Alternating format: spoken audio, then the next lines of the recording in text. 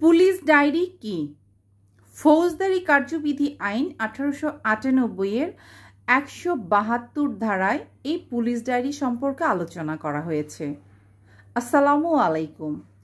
আমি আমার আজকের ভিডিওতে এই পুলিশ ডায়েরির ডিটেইল সম্পর্কে আলোচনা করব।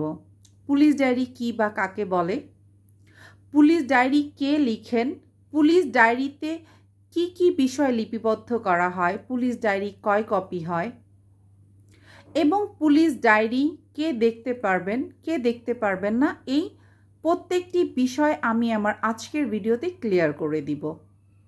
ফার্স্টে আমি যেটা বলছিলাম যে পুলিশ ডায়েরি কি বা পুলিশ ডায়েরি কাকে বলে।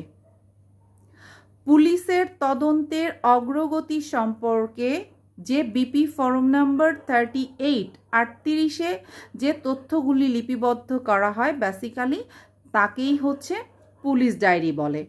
অর্থাৎ মামলার যে তদন্তকারী কর্মকর্তা, এই তদন্তকারী কর্মকর্তা তার তদন্তের যে তথ্যগুলি বিপি ফর্ম 38 লিপিবদ্ধ করেন বেসিক্যালি তাকেই কিন্তু পুলিশ ডায়েরি বলা হয়। সো তাহলে আপনারা অলরেডি পুলিশ ডায়েরি কি বা কাকে বলে এটি অবগত হয়েছেন। এবং পুলিশ ডায়েরিটি কে লেখেন? মামলার যিনি তদন্তকারী কর্মকর্তা থাকেন তিনি কিন্তু পুলিশ ডায়েরিটি লেখেন।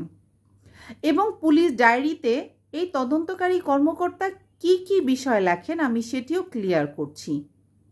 এই তদন্তকারী কর্মকর্তা সর্বপ্রথম হচ্ছে এই মামলাটি কবে স্টার্ট হয়েছে, শুরু হয়েছে, মামলাটি শুরু হওয়ার তারিখ, এই তদন্তকারী কর্মকর্তা কবে থেকে তার তদন্ত শুরু করেছেন, তদন্ত শুরু হওয়ার দিন, তদন্তটি কবে শেষ হবেন সেই দিনটি, এরপরে হচ্ছে এই তদন্তকারী কর্মকর্তা যদি এই তদন্তটি করার জন্য যদি কোনো স্থানে যান, কোনো স্থান পরিদর্শন করেন, সেই স্থান সম্পর্কে কিন্তু এই তদন্তকারী কর্মকর্তা পুলিশ ডায়েরিতে লেখেন।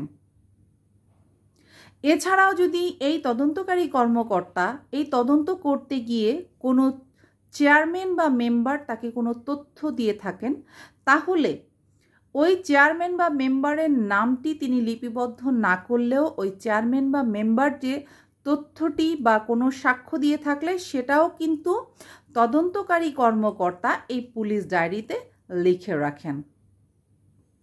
এবং সর্বশেষ যখন তদন্তটি শেষ হয় তখন সর্বশেষ তিনি কি পেয়েছেন সেটিও এই পুলিশ ডায়েরিতে কিন্তু তদন্তকারী কর্মকর্তা লিপিবদ্ধ করে রাখেন।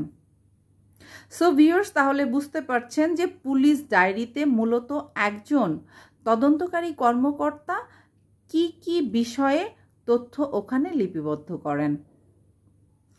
এখন আমি আলোচনা করছি হচ্ছে যে এই পুলিশ ডায়েরিটি কয় কপি হয়। পুলিশ ডায়েরিটি হয় 2 কপি, একটি হচ্ছে মেইন কপি আর একটি হয় হচ্ছে কার্বন কপি।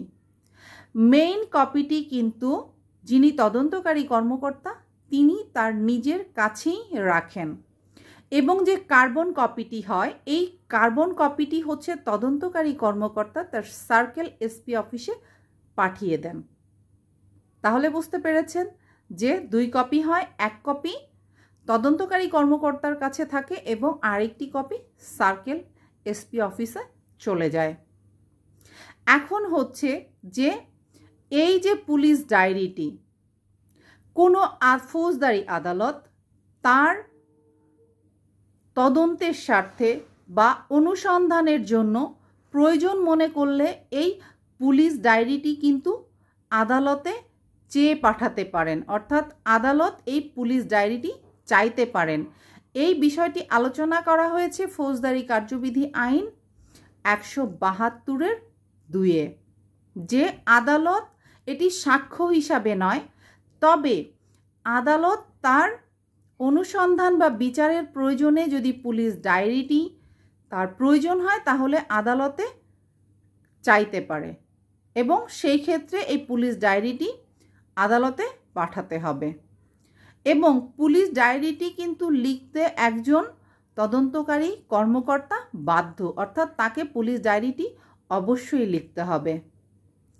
কিন্তু এই যে পুলিশ ডায়েরিটি, এই পুলিশ ডায়েরিটি কিন্তু আসামি বা তার কোনো প্রতিনিধি এটি চেয়েও পাঠাতে পারবেন না এবং আসামি বা তার কোনো প্রতিনিধি এই পুলিশ ডায়েরিটি দেখতেও পারবেন না। সো তাহলে বুঝতে পারছেন যে আদালতের প্রয়োজনে এটি আদালত নিতে পারবে, আদালত তার অনুসন্ধান বা বিচারের প্রয়োজনে পুলিশ ডায়েরিটি দেখতে পারবেন, কিন্তু আসামি বা তার কোনো বৈধ প্রতিনিধি পুলিশ ডায়েরিটি চাইতেও পারবেন না, দেখতেও পারবেন না। এবং এই পুলিশ ডায়েরিটি তদন্তকারী কর্মকর্তা তিনি দেখতে পারবেন, থানার ভারপ্রাপ্ত কর্মকর্তা দেখতে পারবেন এবং যে সার্কেল অফিসে যাবে সেই সার্কেল অফিসের যিনি ক্লারিক্যাল পোস্টে আছেন তিনি দেখতে পারবেন। সো ভিউয়ার্স, আমার আজকের আলোচনা থেকে আশা করছি পুলিশ ডায়েরি সম্পর্কে একটি পূর্ণাঙ্গ তথ্য পেয়েছেন এবং এই পুলিশ ডায়েরিটি হচ্ছে ফৌজদারি কার্যবিধি আইনের 172 ধারায় আলোচনা করা হয়েছে। এছাড়াও এই পুলিশ ডায়েরি সম্পর্কে কিন্তু পুলিশের পিআরবিতেও কিন্তু পুলিশ ডায়েরি সম্পর্কে আলোচনা করা হয়েছে।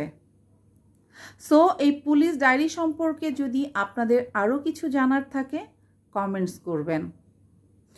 আপনাদের সাথে আমার আবারও দেখা হবে আমার নেক্সট ভিডিওতে। সেই পর্যন্ত সবাই ভালো থাকবেন। আল্লাহ হাফেজ।